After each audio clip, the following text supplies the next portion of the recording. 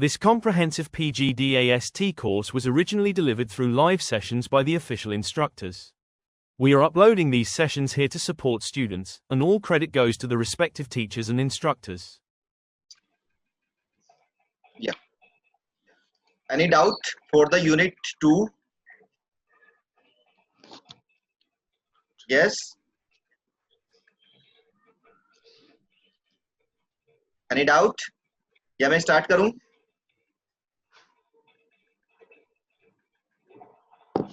सुन पा रहे हैं मुझे? Yes, sir. चलें आगे?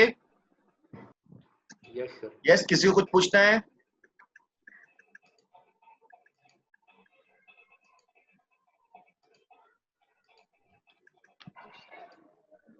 No response. चलिए फिर मैं आगे लेता हूँ unit control chart for attribute. In the last class, we have studied the control chart for variable. They are the first of all we divide these charts for variable as two parts: control chart for mean and control chart for variability. For mean, we have studied the X bar chart, and for variability, we have studied the there are two charts, and R chart and S chart. And in general, we apply both the chart, X bar chart and control chart for variability in the question. But if we have to apply both the charts together, then first we apply the control chart for variability. That means we apply the S or R chart first, and after controlling the variability, then we control the mean. Okay. Now, control chart for variables are applied in the situation when the quality characteristic is measurable. If it is not measurable, then we go for the control chart for attribute. Okay, so screen visible है? Yes. Yes, sir. Yes, sir. चल फिर आगे चलते हैं. या control chart for पहले थोड़ा intro देखते हैं इसका क्या कहना चाह रही हैं. देखिए there are many situation. यहाँ से स्टार्ट कर रहे हैं. Just a minute.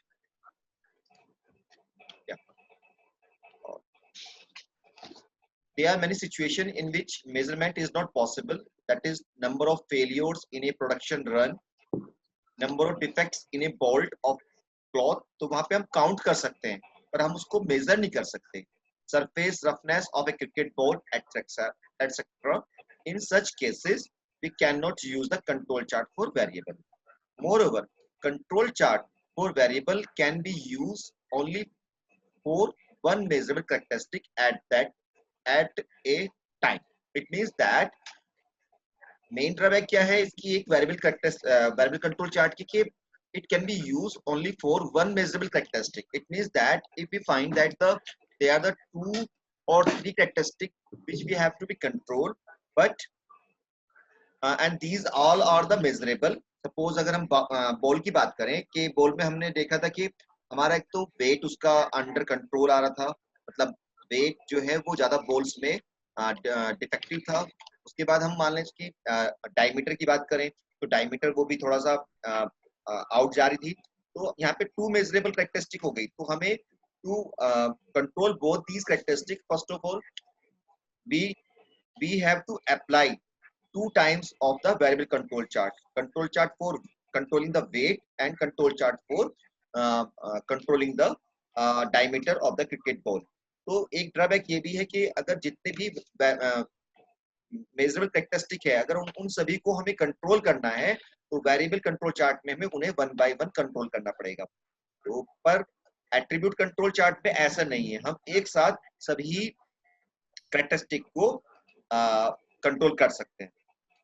Okay, so this may be problematic if a manufacturing company or a factory makes a product or a part having more than one measured quality characteristics, say 10 quality characteristics, and the quality control would like a control all the characteristics.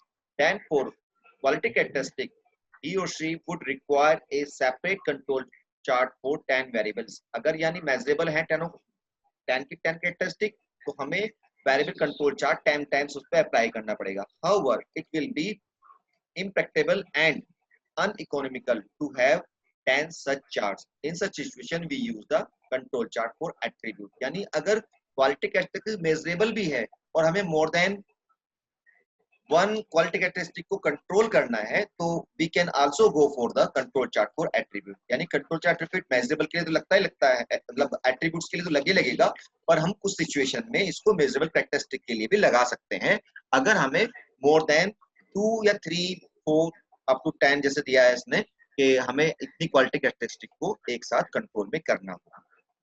Okay, चलिए control chart for attributes. तो attributes आप जानते हैं जिस quality characteristic को हम generally major नहीं कर सकते, and we classify the quality characteristics at defective, non defective, conforming और non conforming. Conforming non conforming का मतलब है कि हम स्पेसिफिकेशन से उसको चेक करेंगे, अगर वो स्पेसिफिकेशन को फुलफिल कर रही है तो we can say that it is conforming, अगर नहीं कर रही है तो नॉन कंफर्मिंग. डिफेक्टिव और नॉन डिफेक्टिव भी कर सकते हैं, और गुड और बैड. ओके, तो they are two types of attributes where, तो हम कहाँ पे यूज करेंगे इनको, where numerical measurement of quality characteristic are not possible. For example, color, ना, scratches, damage, misprint, etc. यानी जहाँ पे क्वालिटी कैरेक्टरिस्टिक्स हमारी मेजरेबल नहीं है वहां तो हम इसे यूज ही करेंगे ही. दूसरा कह रहा है where numerical quality characteristics are possible and items are classified as defective or non defective on the basis of inspection. तो मैंने कहा कि जहाँ पे क्वालिटी कैरेक्टरिस्टिक बहुत ज्यादा हो उन्हें हमें उसके लिए ज्यादा चार्ट यूज करने पड़ेंगे, तो हम क्या करते हैं मेजरेबल क्वालिटी कैरेक्टरिस्टिक को भी हम डिफेक्टिव और नॉन डिफेक्टिव, ओवरऑल उसकी क्वालिटी को हम कुछ पैरामीटर्स ऐसे बना लेते हैं कि जो ओवरऑल कैरेक्टरिस्टिक को देख लेता है, उसी के बेस पे हम उसको डिफेक्टिव और नॉन डिफेक्टिव के इंस्पेक्शन करते हैं. For example, the diameter of A cricket ball can be measured by the micrometer, but sometimes it may be moved. Convenient to classify the ball as defective or non-defective using a go no go gauge. मतलब कि ठीक है measurable था पर हमारे पास इतना time नहीं था या हमारे पास इतना कहते कि मेजरेबल के लिए हमारे पास पूरा इक्विपमेंट नहीं, तो हम एक ओवरऑल देख लेते हैं बॉल को कि हाँ इसकी on the base of experience. आपने देखा भी होगा कभी नेशनल ज्योग्राफी या डिस्कवरी पे भी कभी कभी दिखाते हैं कि प्रोडक्शन के लिए, तो वहां पे कुछ जब चेन प्रोडक्शन चेन होती है तो वहां पे कुछ लोग कुछ इंस्पेक्टर खड़े होते हैं जो जैसे जैसे प्रोडक्ट बनता हुआ जाता है तो वो उसको एज ए जज करते रहते हैं, और जैसे ही कोई दिखता है डिफेक्टिव है तो उसको बाहर निकाल देते हैं. तो it is called the go no go. Go no go gauges क्या है? A go no go gauge is an inspection tool which is used to check an item or a unit or a piece against it allow tolerance. Overall check कर लेते हैं उसको, क्योंकि उन्हें experience इतना ज्यादा हो जाता है तो वो देखते भी जाते हैं कि हाँ इसमें डिफेक्ट है. Okay, the name go and go derive from its use. It means that we check the item. If the items is acceptable, fulfill the specification, we say go, and if is unacceptable, we say no go. देखिए ये बहुत ज्यादा accurate नहीं होगा, क्योंकि diameter की बात करें तो अगर आप मेजर करते हैं और उसको ऐसे ही देख के आप उसको कहते हो डिफेक्टिव नॉन डिफेक्टिव, तो दोनों में बहुत डिफरेंस है. जो हमारे वेरिएबल कंट्रोल चार्ट हैं वो ज्यादा इफेक्टिव हैं, पर कुछ सिचुएशन ऐसी होती है कि हम जैसे मैंने कहा कि क्वालिटी कैरेक्टरिस्टिक बहुत ज्यादा है, उन सब के लिए तो बहुत टाइम लग जाएगा उसके लिए, तो हम ओवरऑल उसकी क्वालिटी को जज करते हुए एट्रीब्यूट कंट्रोल चार्ट भी लगा सकते हैं. ठीक है, यस, कोई यानी क्वेरी यहाँ तक समझ में आ गया? एट्रीब्यूट्स को कहाँ कहाँ यूज करेंगे? अगर क्वालिटी कैरेक्टरिस्टिक हमारी मेजरेबल नहीं है तब तो हमें एट्रीब्यूट पे जाना ही होगा. अगर क्वालिटी कैरेक्टरिस्टिक मेजरेबल है और हम उसको केवल डिफेक्टिव नॉन डिफेक्टिव में कैटेगराइज करके भी कर सकते हैं, तो उसके लिए भी हम कंट्रोल चार्ट को एट्रीब्यूट लगा सकते हैं. ओके, बट ये बहुत ज्यादा इफेक्टिव नहीं होंगे, ओवरऑल क्वालिटी कैरेक्टरिस्टिक जज कर देंगे. चलिए अब कैसे क्लासिफाई किया यहाँ पे भी, तो there are two types of attribute control chart for defective और control chart for defects. देखिए थोड़ा डिफरेंस है डिफेक्टिव्स और डिफेक्ट. कोई बताएगा? दो वर्ड्स आप बहुत सुनते हैं कि ये आइटम डिफेक्टिव है, ये डिफेक्ट है, तो क्या डिफरेंस है दोनों में? Yes, anyone? मैंने कल भी कहा था कि आप बोल सकते हैं, आपको ये नहीं सोचना है कि कोई दूसरा क्या सोचेगा, गलत बताया ठीक बताया. कोशिश करिए, बताइए. Defect is within the process and defective is the product, final product we got. Yes good, very good. यानी डिफेक्टिव तो हमारा क्या है कि टोटल प्रोडक्ट हमारा डिफेक्टिव हो सकता है और एक डिफेक्टिव आइटम में बहुत सारे डिफेक्ट हो सकते हैं। जैसे बाय द वे मेरा लैपटॉप खराब होता है तो इट इज अ डिफेक्टिव, और वो उसमें एक डिफेक्ट क्या हुआ कि उसकी विंडो चली गई या उसका मदरबोर्ड खराब हो गया। तो it A defective item contains one और मोर डिफेक्ट्स। तो अगर हम क्वेश्चन में डिफेक्टिव की बात हो रही होगी तो we can go for control chart for defectives. अगर कंट्रोल चार्ट में डिफेक्ट्स की बात हो रही होगी तो we can control go for the control chart for defects. Okay, अब आता है कि भाई इनको फर्दर क्लासिफाई किया है कि कंट्रोल चार्ट फॉर डिफेक्टिव में कौन कौन से आएंगे, कंट्रोल चार्ट फॉर डिफेक्ट्स में कौन कौन से आएंगे। डिफेक्टिव के लिए हमने यूज कर रहे हैं control chart for fraction defective यानी पी चार्ट, और control chart for number of डिफेक्टिव्स। देखिए लगा भी है साथ में फ्रैक्शन डिफेक्टिव, तो डिफेक्टिव के लिए पी चार्ट यूज करेंगे, और अगर हम नंबर ऑफ डिफेक्टिव की बात करते हैं तो एनपी चार्ट। ओके, चलिए अब आता है control chart for defect. Defect के लिए हम यूज करेंगे control chart for number of defect के लिए सी चार्ट, और number of defective per unit अभी बात करेंगे पर यूनिट और सी और यू में क्या डिफरेंस है। पर नंबर ऑफ डिफेक्ट्स के लिए अगर हम कौन सा यूज करते हैं, या तो सी चार्ट यूज होगा या यू चार्ट यूज होगा। और यहाँ पे नंबर ऑफ अगर डिफेक्टिव की बात कर रहे हैं तो डिफेक्टिव के लिए तो हम we go for the P chart, और इधर we go for the NP chart. It depends on the situation. Okay, चलिए देखते हैं अब कैसे कैसे करना होगा यहाँ पे। यस, तो पहले बताया फ्रैक्शन डिफेक्टिव क्या है। Fraction defective can be defined as the number of defective item upon total number of item inspected. Suppose करिए कि हमने 100 आइटम का इंस्पेक्शन किया और उसमें से 20 हमारे क्या है वो डिफेक्टिव निकल गए, तो फ्रैक्शन डिफेक्टिव क्या हुआ 20 अपॉन 100 यानी 1/5। चलिए अब इसमें क्या क्या स्टेप्स हैं कि हम पी चार्ट को बनाना है तो क्या क्या हम इसमें किस तरह से इसको हम फॉलो अप करेंगे।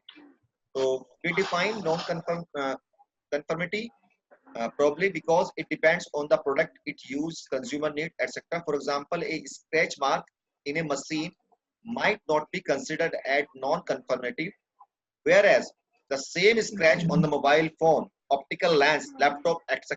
would be considered as non-conformity। मतलब कि हमें सबसे पहले वो पैरामीटर ढूंढने होंगे जिसकी बेस पे हम उसको डिफेक्टिव और नॉन डिफेक्टिव करेंगे। तो ये कह रहा है कि इसमें जैसे स्क्रैच मार्क है, अगर किसी मशीन के ऊपर स्क्रैच मार्क है तो वो उसकी वजह से वो डिफेक्टिव नहीं होगा।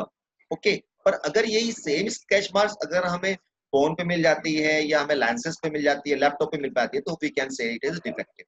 तो ये सबसे पहले डिसाइड होता है कि किस बेस पे हम किसी प्रोडक्ट को डिफेक्टिव कहेंगे और किस बेस पे हम उसे नॉन डिफेक्टिव कहेंगे।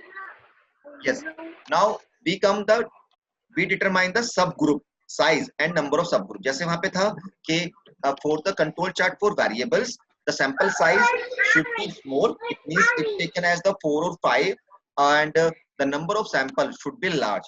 तो इसके लिए क्या होगा, क्या इसके लिए भी सेम क्राइटेरिया है या हम कुछ और तरह से करेंगे। देखिए थोड़ा सा समझने का है।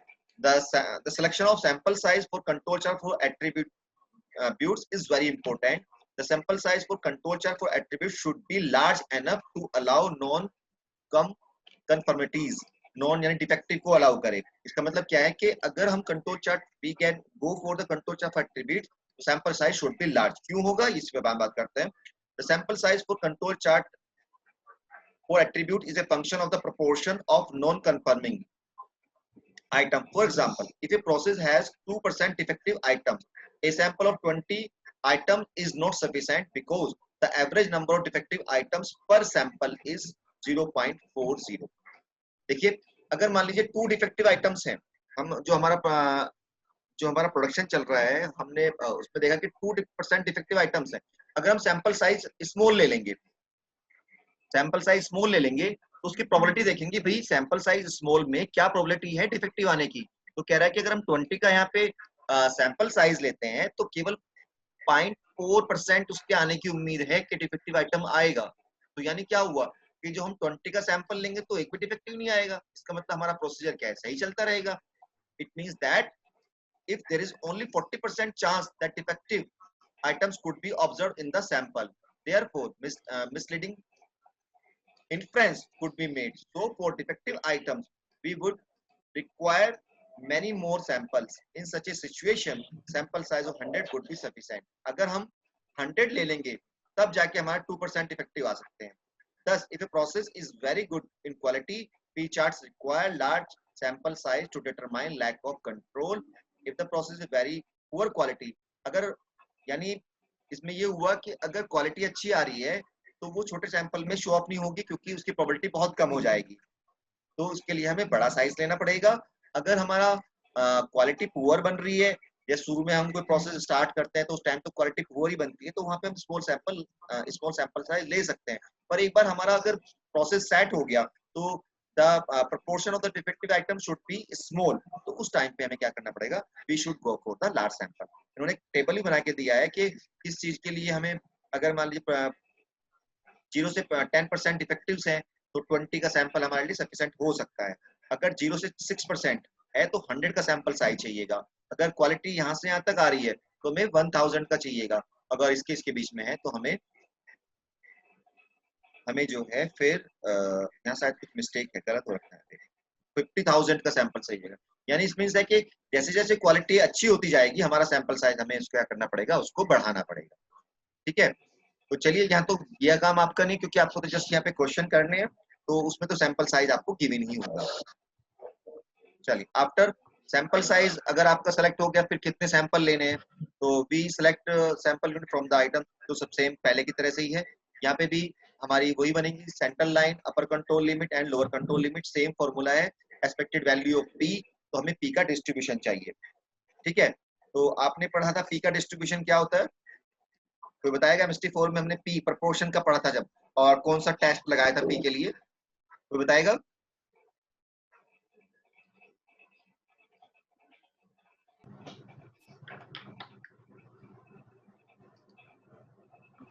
Z टेस्ट लगाया था. कौन सा? PK Z2. Z test. Z test इसका मतलब जो पी का डिस्ट्रीब्यूशन बना था वो हमारा नॉर्मल बना था. और हमने कहा था कि पी को जब भी हम पी की स्टडी करते हैं जनरली हम लोग सैंपल साइज लार्ज लेते हैं. तो लार्ज लेने पे उसका डिस्ट्रीब्यूशन क्या था, वो अप्रोक्सीमेट नॉर्मल डिस्ट्रीब्यूशन बना था, जिसका मीन तो म्यू था, पी था, और variance P Q upon N था. ठीक है. तो वो यहाँ पे हम यूज कर लेंगे. यानी एक्सपेक्टेड वैल्यू ऑफ पी हो जाएगा हमारा कैपिटल पी, और स्टैंडर्ड एरर कितना हो जाएगा, पी क्यू अपॉन एन, जहाँ पे क्यू जो है वो 1 माइनस एन. ओके. तो वैल्यू पुटअप करी तो ये आ गया. और फिर वही आ गया कि P generally it is capital P represent the population proportion. यानी जो हमारा प्रोसेस बन रहा है उसमें जितनी भी यूनिट बनी है सभी का प्रोपोर्शन के number of defective upon total number of items. तो ये जनरली अननोन होता है. तो ये अननोन होगा तो हम इसको एस्टिमेट करेंगे. And capital P is estimated by the sample proportion यानी स्मॉल p. तो फॉर्मूला क्या बन जाएगा हमारा, P capital P is estimated by the P bar, sorry, P bar. तो सेंट्रल लाइन होगी P bar. P bar is the mean of the P's. जितने हमारे P हर यानी फर्स्ट सैंपल लिया मान ली 50 का, उसमें देखेंगे कितने डिफेक्टिव हैं. ठीक है. सेकंड सैंपल लिया, उसमें देखेंगे कितने डिफेक्टिव्स हैं. और B first for each sample we have to find out the P, और after find the P's we find the mean of these P's. ओके. जैसे हमने यहाँ पे सिंपल सबसे पहले P1 P2 Pk निकाल लेंगे हर सैंपल का, और फिर उसका मीन ले लेंगे, तो इट इज P बार. या हम ऐसे भी कर सकते हैं, P bar total number of defective items in all sample. सभी सैंपल में देख लिया कितने डिफेक्टिव हैं, और नीचे ले सकते हैं total number of inspected items. पर जनरली बेटर हम ये यूज करेंगे. ओके. क्योंकि हमें we have to plot the we have to construct the control chart. तो for control chart we require the P bar, क्योंकि हम इसमें P बार को प्लॉट करेंगे. जैसे वहां पे हमने X बार को प्लॉट किया था, R को प्लॉट किया था, तो यहाँ पे हम P बार को प्लॉट करेंगे. तो P तो हमें यानी सॉरी P को प्लॉट करेंगे तो P हमें चाहिए सभी सैंपल का. तो we go for this formula for calculating the P bar. Okay. तो क्या हुआ आगे, upper control line. Upper control line हमारी होगी P bar plus 3 P bar. Q की वैल्यू होती है 1 माइनस P, तो यहाँ पे हो गया 1 minus P bar divide by n. ऐसे हमारा ये हो गया. देखिए जो वहां पे हमने कंट्रोल चार्ट फॉर वेरिएबल्स किया था, वहां पे तो हमारे जो कांस्टेंट थे a था, फिर हमारा a2 बना, p1 p3 p2, है ना. पर यहाँ पे इनमें कोई कांस्टेंट नहीं है. You have to calculate yourself. Okay. तो यहाँ पे हमने 3/√n को कोई कांस्टेंट का नाम नहीं दिया, हम सिंपल इसको कैलकुलेट कर सकते हैं. फिर वही रहेगा कि we have taken the sample number on the X axis and the P on the Y axis. Control chart बनाना है यहाँ पे, तो हम क्या करेंगे, यहाँ पे तो ले लेंगे हम सैंपल नंबर एक्स एक्सिस पे, वहां भी हमने सैंपल नंबर लिया था, सैंपल नंबर, और हम कौन सा चार्ट बना रहे हैं, control chart for fraction, fraction होता है पी, तो हम इधर ले लेंगे पी। ठीक है, फिर हम एक सेंटर लाइन बनाएंगे, सॉरी, फिर अपर कंट्रोल लिमिट बनेगी सिमिलर वे में,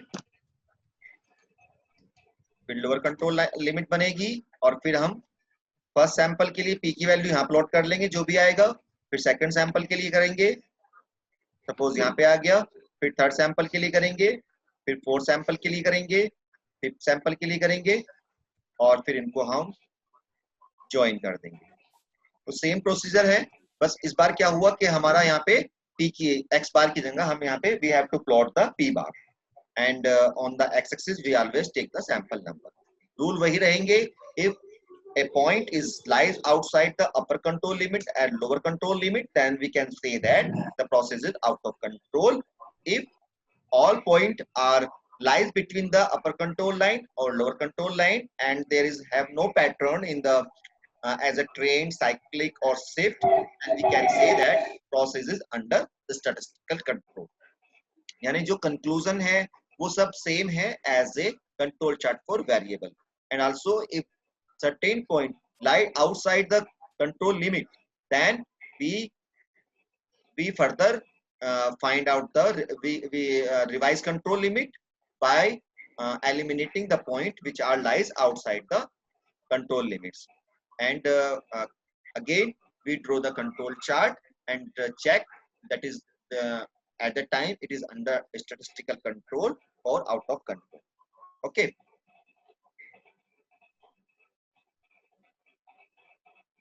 चलिए अब we try to solve some questions. देखिए जो क्योंकि वेरिएबल्स में आपको ज्यादा काम करना होता है, first of all you have to find out the X bar for each sample range, और फिर हम कंट्रोल चार्ट बनाते हैं, पर generally for control chart for attributes are much easier than the control chart for variable. तो इसका जो marking है वो ये कम मार्क्स का आता है, generally control chart for variable 5 marks का होता है, sorry, control chart for attribute 5 marks and control chart for variable for 10। चलिए फिर चलते हैं same. In a company manufacturing cricket ball, the quality controller inspects the balls and classify them as defective or non-defective on the basis of certain defects। ठीक है, उसे classify कर रहा है वो डिफेक्टिव और नॉन डिफेक्टिव में by seeing the certain defect। अगर वो डिफेक्ट है तो उसको वो डिफेक्टिव बोल देता है बॉल को, otherwise non defective. The company manager wants to maintain the process so that an average on an average of not more than 5% of the output is defective। वो चाहता है कि मेरा जो प्रोसेस है उसमें 5% से ज्यादा डिफेक्टिव ना हो। ठीक है, तो इस बार ये आपको कैपिटल पी दे दिया। Suggest A suitable control chart for this purpose। If the company can work with a sample of size 50-100, calculate the center line and control limits for this chart। तो कैरेक्टर सजेस्ट करो कि आप कौन सा control chart उसको बताएंगे कि आप यहाँ पे उसके लिए बेटर रहेगा, क्योंकि यहाँ पे बात किसकी हो रही है, यस, डिफेक्टिव और नॉन डिफेक्टिव की बात हो रही है। तो डिफेक्टिव नॉन डिफेक्टिव में 2 चार्ट्स हैं हमारे पास, या तो हम पी यूज कर सकते हैं या एनपी यूज कर सकते हैं। देखिए किसी क्वेश्चन के लिए दोनों चार्ट भी एप्लीकेबल हैं, पी भी लग सकता है उस चार्ट के लिए और एनपी भी लग सकता है, क्योंकि ये दोनों सेम रिजल्ट देते हैं लगभग। मैं बताऊंगा आगे जब हम एनपी चार्ट स्टडी करेंगे। तो यहाँ पे हम क्योंकि यहाँ पे इसने दे दिया है so that on an average note that 5% output is defective, तो परसेंट पी दिया हुआ है, तो we can say that he और she can use the control P chart.